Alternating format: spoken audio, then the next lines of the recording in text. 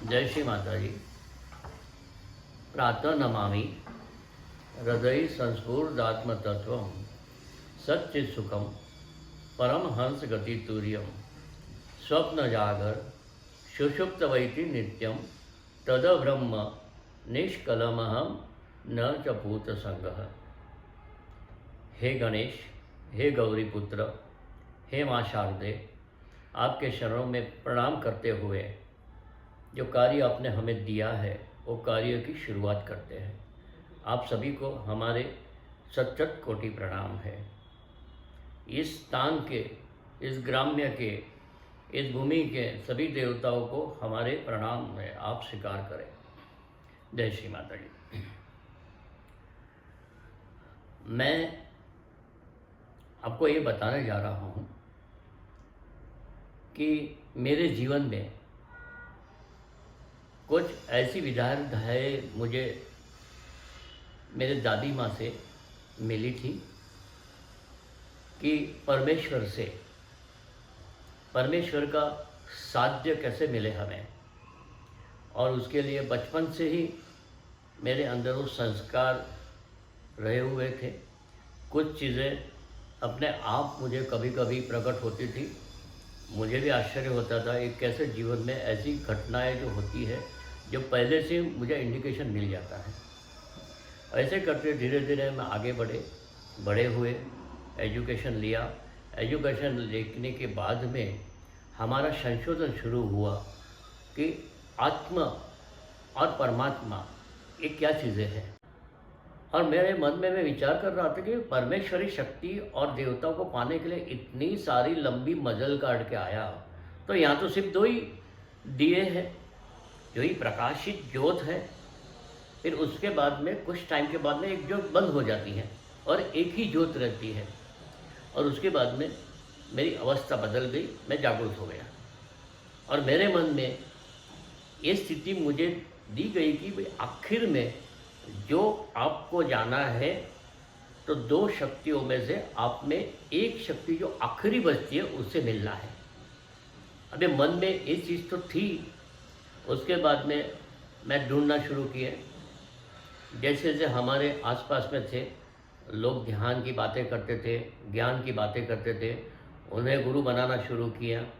एक गुरु बनाए, कुछ उनसे बात की। आखिर में लगा कि भाई इधर हमें कुछ नहीं मिल रहा है, उसके छोड़ के दूसरे के बाद गए, तीसरे के बाद किए। ऐसे अनेक गुरुओं की पूरी श्रृंखला तैयार हो गई। लगभग 16-17 गुरु बनाए, अलग अलग मार्गों में गए, जप भी किए, गायत्री मंत्र भी किए, और भी बहुत सारी चीज़ें, बहुत मंत्र किए, बहुत सारी चीज़ें किए, लेकिन आखिर कहीं भी हमें मन में शांति नहीं मिले। हम ढूंढते गए, ढूंढते एक ऐसे सन्यासी से मिले जिनकी उम्र 85 साल से बड़ी थी और उनको कुछ मदद की ज़रूरत थी। हम लोग गिरनार के पहाड़ पे थे उस टाइम पे। उनको थोड़ी सी मदद की। मदद करने के बाद में खुश हो के बोले, बेटे क्या चाहिए। हमने पहला उनको प्रश्न किया, क्या आपने परमेश्वर को देखा है, आप भगवान को जानते हो। तो हंसने लगे। कुछ 2-3 मिनट बहुत ज़ोरों से हंस के बोले, ये भी मुझे कोई पागल मिला है। फिर मैंने बोला, ऐसे क्यों बोलते हैं, मैंने तो आपको एक सादी सीधी बात बोली है कि भाई आपने परमेश्वर को देखे, इतने साल से आप ध्यान करते हो, सब कुछ करते हो, सब कुछ आपने पाया है, आप बिना निर्वस्त्र इतने घूम रहे हैं, आपके शरीर में इतनी सारी संवेदना को आप झेल रहे हैं, फिर भी आप क्यों ऐसे बोल रहे हैं। तो उन्होंने जो जवाब दिया कि बेटे सच बताओ, हमने परमेश्वर अभी तक देखे नहीं हैं। मैं बोला, ऐसे क्या हो गया आपने नहीं देखे। बोले, जब हम संसार छोड़ के संसार से अलग होते हैं कि उस परमेश्वर की हमें अनुभूति नहीं मिलती है। हम अनेक सिद्धियां मिलते हैं और सिद्धियां के द्वारा इधर से जाओ, वो बात करो, वो जान के आओ, लेकिन वो सब सिद्धि है, वो परमेश्वर नहीं है। फिर उनसे पूछा, भाई क्या करना चाहिए हमें, अगर हमें ये कहाँ से मिलेगा। तो उनका जवाब था, भाई सद्गुरु मिलेगा, तो सद्गुरु के पास से आपको ज्ञान मिलेगा। तो मैंने सामने उससे पूछा, भाई सद्गुरु कैसे ढूंढे, हमें क्या पता, उसके पैरामीटर क्या है। उनको बोला भाई ये आप सही प्रश्न कर रहे हैं, क्योंकि आप सही में कुछ ढूंढ रहे हैं, सत्य को ढूंढ रहे हैं। फिर उन्होंने मुझे एक किताब का नाम बोला जिसमें हमारे नाक के ऊपर जो नाड़ी बहती है उसके बारे में ज्ञान था, और उसका नाम था शिव स्वरोदय शास्त्र। मैंने उससे कोशिश करनी शुरू की। 2 साल मेहनत करने के बाद में मुझे पता चला कि ईडा नाड़ी से और पिंगला नाड़ी से श्वास कैसे बहती है, सुषुम्ना कब शुरू होती है, दोनों की कितनी मात्राएं होती है, दोनों का तत्व कितना होता है। उसके बाद में मैंने सही चीज़ ढूंढने की शुरुआत की। ढूंढते जाता था, कभी मिलता था कभी नहीं मिलता था, लेकिन सुषुम्ना नाड़ी कहीं भी नहीं शुरू हुए। बाद में मेरे को लगा कि दुनिया में तो कुछ है ही नहीं है, ऐसे सारी बातें हैं। फिर एक बार अपने काम के लिए जा रहा था ट्रेन में, तो मेरे सामने की सीट पे एक भाई साहब बैठे थे जिनके हाथ में किताब थी, और जैसे ही मेरी नज़र उनके पे पड़ी तो मेरी सुषुम्ना कार्यारित हो गई। जब मेरी सुषुम्ना कार्यारित हुई तो मुझे लगा कुछ इनके पास है। मैंने उनके ओर देखा, उनके चेहरे पर देखा, देखते रहा तो चेहरे से सुषुम्ना चलती ही नहीं थी। फिर उनके हाथ में जो किताब थे, जो देख रहे थे, वो किताब में ध्यान रखा तो मेरी सुषुम्ना चालू हो गई। मैं धीरे से वो भैया के पास गया, बोला भैया आप किताब कौन सी पढ़ते हो? तो उस टाइम की एक नॉवेल थी छोटी सी, जिसमें कुछ अच्छे से छोटी छोटी कहानियाँ लिखी थी। मैंने ले ली किताब, मैंने लेके देखे, उसे पढ़ने लगा तो उसमें श्री माता जी निर्मला देवी के बारे में राजा भाई मोदी ने बहुत सारी कहानियाँ लिखी थी। मैंने उसी पढ़ी। जब मेरे हाथ में किताब थी तब तक मेरी सुषुम्ना चलते ही रही।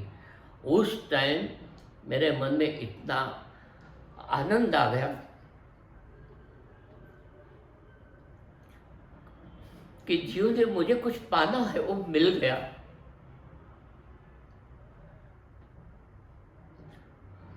मेरा जीवन एक सार्थक हो गया। किताब देखा, किताब पढ़ा, तो ज़्यादा कुछ नहीं पढ़ा, लेकिन उसमें एक छोटी सी एड देखी जहाँ लिखा था कि वही दिन बम्बई में सेंटर चलता था, और जब कुछ अपनी इच्छा की चीज़ मिलती है ना तो इतनी इच्छा बढ़ जाती है कि फिर उसके बाद दिन कैसे गया तो मेरे को पूरा साल जैसा लगा। शाम को कंपनी से छोड़ के भागते हुए गया। मेरे को पता है कि ट्रेन हमारी लेट आने वाली, फिर भी बस से उतर के ट्रेन में भागते गया। ये हमारी कैसी स्थिति आती है। ट्रेन से गया तो लगता है ट्रेन चलती ही नहीं, मेरी घड़ी बंद पड़ गई। हर एक टाइम देखते जाता था, घड़ी में समय ही नहीं आगे जाता है। जैसे ऐसे करके मुलुंड स्टेशन ट्रेन पहुंची, ट्रेन से उतर के नज़दीक है, लोग चलते थे, मैं भागता था। तो जब स्थिति ऐसी बनती है कुछ चीज़ मिलने की, तो दिल के अंदर कैसी स्थिति बनती मैंने अनुभव किया है। मैं गया, 1.5 घंटा सेंटर से पहले उनके घर पहुंच गया। उन्होंने आके सेंटर का दरवाज़ा खोला, और वो हमारे थे श्रीमान बर्वे जी, जो सेंटर चलाते थे। उन्होंने बोला अच्छा आप बहुत जल्दी आ गए, ठीक है बैठो इधर। जगह से सेंटर में वहाँ बैठा दिया, बैठ गए। सेंटर शुरू हुआ 7 बजे। 7 बजे सेंटर होने के बाद में लास्ट में मुझे जागृति दी, लेकिन मैं देखता था कि मेरी सुषुम्ना चालू है, श्री माता जी के फोटो आ गए। तो मेरे को लगा जो कुछ मुझे मिलना है यही कुएं से मिलना है, यही कुएं में पानी है। चाहे पाताल फोड़ना पड़े, पाताल फोड़ के भी वहाँ जाके निकालना है पानी। दृढ़ निश्चय कर लिया। मुझे जागृति दी। 1 सेकंड के लिए एक आनंद की लहर गई, फिर कुछ नहीं, मैं सादा पहाड़ जैसा, पत्थर जैसा बैठा था। बाद में हर बुधवार को जाता था ध्यान में। जाने के बाद में सेंटर में पहुंच जाता था आधा घंटा पहले। वो लोग पूजा वगैरह करते थे, मैं बैठ जाता। नया था, नए क्या करेंगे। जैसे ही सेंटर शुरू हुआ, माँ का दिया लगाए मैं सो जाता था, पीछे जाके दीवार को लग के सो जाता था। वैसे करते करते मैं 3 से 4 साल सोया।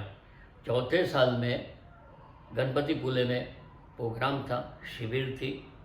शिविर में हम लोग गए। पहली बार शिविर में जाने के बाद में समुद्र में नहाए और नहाने के बाद चेतना की मुझे अनुभूति की। हाथों में कुछ ठंडी हवा आती है, मेरे चेहरे पे कुछ परिवर्तन आया। तो ये 4 साल का पीरियड मेरे लिए सोने में ही निकल गया।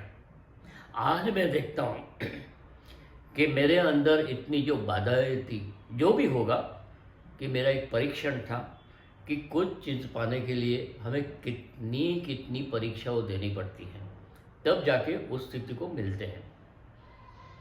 वहाँ गया, श्री माता जी से मिला। यानी हम लोग को तो मिलने मिलता ही नहीं, तो हम दूर से माता जी के दर्शन करते थे। और मेरे मन में भी एक था, परमेश्वरी अवतरण है, कोई भी शक्ति है, उसको दूर से ही प्रणाम करना, दूर से ही आनंद लेना। मैं जानता था कि सूर्य के पास जाने के बाद जल जाते हैं। जब दूर बैठे अपने गाँवों में, अपने खेतों में अच्छे से एग्रीकल्चर करो, आनंद करो, खाओ पियो, मौज करो, तो मैं कभी भी नज़दीक जाने की कोशिश नहीं की। हाँ, कुछ पूजाएँ हुए, माँ के शरण में गए, कुछ बात ज़रूर हुई, तभी उनसे बात भी की है, अच्छे से बात की। और तब से मैं सहयोग करता हूँ। सहयोग करते करते कुछ साल के बाद में, 1-2 साल के बाद में, हम प्रोग्राम में जाते थे, आते थे, सब लोग को मिलते थे, कुछ वाइब्रेशन की बातें होती थी। तो मेरे अंदर एक उद्देश्य अलग था कि आने वाले लोगों की सेवा करनी। और हम लोग तभी सुनते थे कि श्री माता जी की कृपा से हम ट्रीटमेंट कर सकते हैं। और वो ट्रीटमेंट के बारे में मैं भी थोड़ा सीख लिया। तो एक बार की बात कहूँ कि गणपतिपुले हम गए थे, दिल्ली से कुछ लेडीज़ आई थी। उसमें से एक लेडीज़ बीमार गिर गई थी, बुढ़ी थी, एजेड थी, लगभग 55-60 साल की उम्र थी। पूरी शरीर जलता था, बुखार आ गया था, चल नहीं पाती थी। सब लोग, माँ आ गई, श्री माता जी आ गई, भाग के चले गए प्रोग्राम में। बेचारी अकेली लेडीज़ों के रूम में रो रही थी। तो मेरे मिसेस ने बोला, भाई ये लेडी रो रही तो क्या करना है। मैं बोला ठीक है, सब लोग गए तो जाने दो, हम उसको मदद करेंगे। हम गए लेडीज़ रूम में, अपनी मिसेस को लेके बाल्टी में पानी लेके आए, पानी में पैर रखे और कैंडलिंग करना शुरू किया। लगभग आधा घंटा उनको कैंडलिंग किया, बहुत सारा धुआं निकला, अच्छे से हो गई और प्रोग्राम में चले गए। जब वो प्रोग्राम में गई तब हम लोग प्रोग्राम में गए। तो हमारा जो मुख्य पहले से उद्देश्य रहा था, लोगों को मदद करना और कार्य के आगे बढ़ाना। तो यही हमें बहुत फ़ायदा किया। हम ये सोचते थे कि श्री माता जी के कार्य के लिए अगर आगे जाना है आगे, तो हमें उनके लिए पाथ बनना है, मार्गदर्शक बनना है, मार्ग बनना है, कि हमारे को ऊपर से भी लोग जाके वहाँ चल के जाए, उनके पास से पहुँचे। ये हमारा मुख्य एक विचारधारा रहती थी। और वो विचारधारा से बहुत सारी चीज़ें हमने पाई। लोगों को मदद करने की बातें हुई थी, तो जब मदद करते थे, जब एक बार हमारा प्रोग्राम बोर्डी में था, तो बोर्डी में बहुत अच्छे अच्छे लोग आए थे और हमें रहने के लिए एक स्कूल दी थी। और वो स्कूल 2-3 महीने से बंद पड़ी थी। सुबह में उठे तो जितने भी टॉयलेट है सब भर गए थे। जाए कहाँ, डब्बा लेके तो उतरे, लेकिन जाए कहाँ, पूरे भरे हुए। सब लोग इधर मुंह देखते थे, अरे इनको बोला, उनको बोला, अभी सुबह 4 बजे किसको बुलाएंगे। हम बोला रुको भाई, हम गांधीवादी है। हमने बड़ी लकड़ी ली और लेके साफ करना शुरू किया। 15 मिनट में पूरा साफ कर दिया, पानी मारा, बस जाओ अभी काम करो। यानी कार्य को अपनी शैली बनानी है, कार्य को हमेशा आगे रखना है, सेवा करनी है। श्री माता जी का प्रोग्राम होते थे, पूरा मैदान बना के रखते थे, बीच में सब लोग प्रोग्राम करते थे। तो मैं क्या करता था कि वहाँ जाके कंकड़ वगैरह पड़े हैं, कचरा पकड़ते उसको निकालते, क्योंकि लोग आएंगे बिना चप्पल से तो उनको पैरों में कंकड़ लगेगी। और श्री माता जी के दर्शन करने आते हैं तो कुछ खुला होना चाहिए। यही हमारा शुरुआत से कार्य रहा था। फिर धीरे धीरे करते हम आगे बढ़े। उसमें भी बीच में मेरी एक बड़ी परीक्षा हो गई। 2 साल हुए थे मेरे को सहज में, और श्री माता जी का षणमुखानंद में प्रोग्राम था। मेरी इच्छा हुई कि आज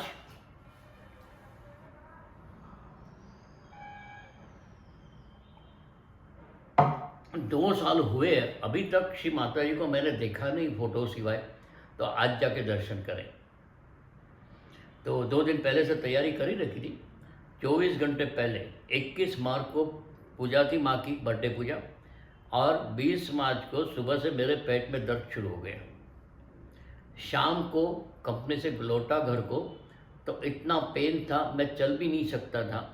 घर आया, बुखार था, रात भर ऐसे पड़ा रहा, बहुत सारी दवाएं ली, ये दवा लो वो दवा, कुछ फ़ायदा नहीं हुआ और पेट इतना सूज गया था। सुबह में उठे 8 बजे डॉक्टर के पास भागे। डॉक्टर ने बोला भाई तुमको तो अपेंडिक्स लास्ट स्टेज पे आ गया है, इमीडिएटली ऑपरेशन करना पड़ेगा, नहीं तो फूट जाएगा तो आपकी ज़िंदगी ख़त्म हो जाएगी। उस टाइम तो इतनी कोई फैसिलिटी भी नहीं थी। मैं बोला अच्छा डॉक्टर साहब एक काम करो, है मेरा अपेंडिक्स है, मेरे को ऑपरेशन कराना है, आप मेरा जगह बुक कर लो, दोपहर का ऑपरेशन रखो, क्योंकि मेरे को पैसे बैंक से लाना पड़ेगा, बैंक तो 11 बजे के बाद खुलती है। ऐसे करके निकल गए, घर आए, थोड़े पैसे लिए, हमारे रिलेटिव को कुछ पैसे दिया, भैया मेरे को माँ आदिशक्ति के दर्शन करने जाने हैं। आप यानी आदिशक्ति नहीं बोला, ऐसे माता जी के दर्शन करने जाना है ऐसे बोल दिया, अभी आदिशक्ति बोलते हैं। मुझे दर्शन करने जाना है और मेरा जीवन मृत्यु जो भी होने दो, अगर मर भी गया तो दर्शन करके मरूंगा अगर जिंदा रहा तो ज़िंदगी में सबको बताऊंगा। ऐसी स्थिति में मैं गया था। हम लोग गए, ट्रेन से गए, माटुंगा स्टेशन पे उतरे, माटुंगा से बाहर निकले तो वहाँ फ्लावर मार्केट आती है, और वो फ्लावर मार्केट में देखे तो एक बहुत सुंदर बड़ा हार था, पूरे शरीर को आ जाए इतना। मैंने ले लिया। उस टाइम उसकी कीमत 18 रुपया ने, बहुत बड़ी कीमत थी। 2 रुपया में हार बहुत बड़ा आता था, लेकिन 18 रुपये का हाथ लिया, कंटेनर में पैक किया और मेरे साथ में भैया था उनको दे दिया, ये लो भैया, अगर मैं जिंदा बचा तो ठीक है, नहीं तो चढ़ा देना, अगर जिंदा नहीं बचा तो मुझे टैक्सी में डाल के घर को लेके जाके भेज देना स्मशान में दे दिया उनको। आखिर में जाके षणमुखानंद हॉल पे बैठ गए 5 बजे। 2 घंटे बाहर बैठे बैठे कैसे बिताए हैं, कितना पेन, कितना बुखार करके करके निकाले 7 बजे। 7 बजे माता जी का आने का समय हो गया। आधे घंटे सब लोग साफ सुफ करते थे, लोग आके मुझे मिल के गए, भैया आप आए, ये क्या लेके आए इतना बड़ा? मैं बोला हार लाया हूँ, अगर आपको चाहिए तो लेके जाइए। बोले ठीक है ठीक है। सब लोग गए। 7 बजे साफ सुफ हो गए। श्री माता जी एंटर आ रही थी, 7:30 बजे एंटर हो गई। एंटर आई तो जैसे ही माँ की गाड़ी रुकी बाहर आके सब हलचल हो गई, चहल पहल, बहुत भागा, इनको भागते, वो अंदर भागते, उधर भागते। आखिर में जो भैया ने मुझसे पूछा था भी इसमें क्या लाया, मेरे पास आया, अंकल भैया ये आप जो हार लाए थे क्या हम ले सकते हैं क्या? बोले लेके जाओ, मेरी तो ताकत नहीं खड़े होने में, उठाओगे कैसे उसको? लेके गए।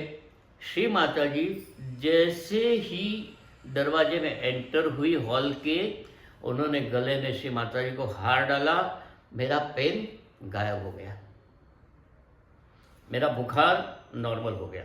लेकिन जो सूजन थी, जो तकलीफ थी, वो तो थी। हम 9 बजे तक बैठे। 9 बजे के बाद बोले अभी तो आज खाया भी नहीं, कुछ नहीं, मेरी ताकत नहीं है। टैक्सी में डाल के घर को लेके गए, घर को जाके सो गए। आज तक मुझे अपेंडिक्स कभी पेन हुआ नहीं है। तो मेरा मानना है कि कुछ चीज़ आपको हासिल करनी है तो हासिल करने के लिए जीवन मृत्यु पे आपको विजय पाना पड़ेगा। आपको ये सोचना पड़ेगा मृत्यु आए तो आने तो दूसरा जन्म लेके जाएंगे, लेकिन आज तो उसको पूरा करके ही जाएंगे, नहीं तो छोड़ देंगे। और हमारे में पहले से था जो अगर कुछ ऐसे मुसीबत वाली काम है तो उसके सामने लड़ के आगे बढ़ने का, क्योंकि देने वाली वही है, लेने वाली भी वही है, एक विश्वास था। और जब मुझे सुषुम्ना चालू है तो ये कोई शक्ति ऐसी सादी सीधी नहीं है जो आप लोगों ने कभी पहचानी होगी, नहीं पहचानी। मैं तो पहले से पहचान के आया हूँ। अभी ये प्रोग्राम होने के बाद में धीरे धीरे एक विश्वास बढ़ गया। तीसरे दिन में अच्छा हो गया, काम शुरू हो गया।